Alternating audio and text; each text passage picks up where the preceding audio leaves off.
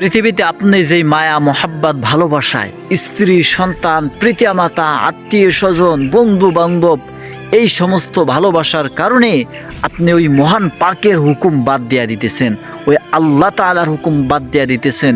মনে রাখবেন, আপনার এই জীবনের শেষ আছে, আপনার জীবনের শুরুও আছে এবং শেষও আছে।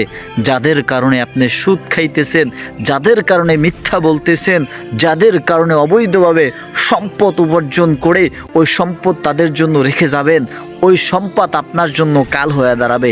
একটা জিনিস মনে রাখবেন, যত সম্পদ তত বিপদ, যার যত সম্পদ তার তত দুনিয়াতে বিপদ, আখেরাতেও বিপদ। যে স্ত্রীর জন্য আপনি এত সম্পদ রেখে যাবেন, যে স্ত্রীর জন্য এত কামাই করতেছেন, মনে রাখবেন ওই স্ত্রী আপনার জন্য দোয়া করবে না, ওই সন্তান আপনার জন্য দোয়া করবে না, ওই পিতা মাতা দোয়া করবে কয়েক মুহূর্ত। এমনকি এমনও পিতা দেখেছি আমার স্বচক্ষে, সন্তানের কবরের কাছে যাইয়া বছরের পর বছর একবার সুযোগ পায় না দোয়া করার। তো আপনার জন্য দোয়া করবে এরকম নিশ্চয়তা কিভাবে দিতে পারেন? পৃথিবীতে যদি মায়া মোহাব্বত ভালোবাসা না থাকতো, তাহলে প্রত্যেকটা মানুষ হয়তো আল্লাহর ওলি হয়ে যাইতো। আপনি নামাজ পড়তে পারেন না, ফজরের কালে উঠতে পারেন না, জোহর পড়তে পারেন না, মিথ্যা কথা বলতে হয়, অবৈধভাবে ব্যবসা করতে হয়। এটার মূল কারণ কি? সম্পদ।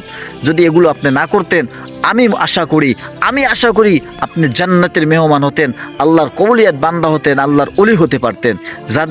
যাদের মায়া মোহাব্বতের কারণে রৌদে পুরেন, বৃষ্টিতে ভেজেন, তারাই একদিন আপনাকে আসামি বানাইবে। এজন্য সুদ ঘুষ এই সমস্ত গুনার কাছ থেকে ফিরে আসো ভাই, ফিরে আসো।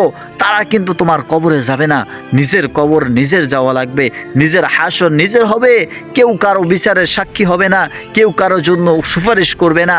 আপনার কবরে আপনার যাওয়া লাগবে, আমার কবরে আমার যাওয়া লাগবে। এজন্য নিজের হিসাবটুকু মিলায়া দেখেন প্লিজ ভাই, প্লিজ।